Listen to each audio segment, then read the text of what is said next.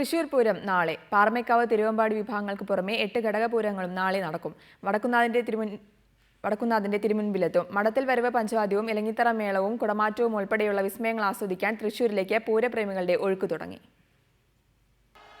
നെയ്തലക്കാവ് ഭഗവതി ഒരുക്കിവെച്ച വീതിയിലൂടെ കണിമംഗലം ശാസ്താവിന്റെ എഴുന്നള്ളത്ത്. വടക്കുന്നാഥനെ വണങ്ങി മടങ്ങുമ്പോഴേക്കും മറ്റ് ചെറുപൂരങ്ങളും മതിൽക്കെട്ടിനകത്തേക്ക് എത്തിത്തുടങ്ങും. നടപ്പാണ്ടിയുടെ അകമ്പടിയോടെ അപ്പോൾ തിരുവമ്പാടിയുടെ മഠത്തിലേക്കുള്ള യാത്ര. അവിടെ ഭഗവതിയുടെ തിടമ്പ് ഇറക്കി പൂജ. പിന്നീടാണ് നടുവിൽ മഠം മുതൽ നായക്കനാൽ വരെ നീളുന്ന മഠത്തിൽ വരവ് പഞ്ചവാദ്യത്തിന് പൂരത്തിന്റെ മണ്ണ് സാക്ഷ്യം വഹിക്കുക. ഇതിനിടയിൽ കിഴക്കേ ഗോപുരം വഴി പാറമേക്കാവിന്റെ പാണ്ടിമേളം വടക്കുന്നാഥ ക്ഷേത്രത്തിലേക്ക് പ്രവേശിക്കും.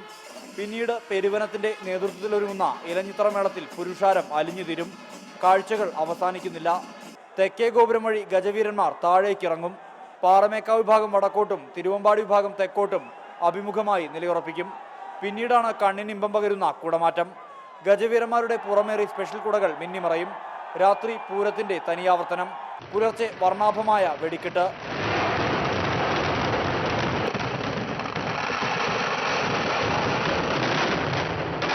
പാറമേക്കാവ് തിരുവമ്പാടി ഭഗവതിമാർ പൂരപ്പിറ്റേന്ന് ഉപചാരം ചൊല്ലി പിരിയുന്നത് ഈ ശ്രീമൂലസ്ഥാനത്താണ്. അതോടെ ഒരു വർഷത്തെ പൂരത്തിനു കൂടി സമാപ്തിയാകും. ക്യാമറമാൻ ഷഹീർ ഗുരുവായൂരിനൊപ്പം സുർജിത് അയ്യപ്പത്ത്, റിപ്പോർട്ടർ, തൃശൂർ.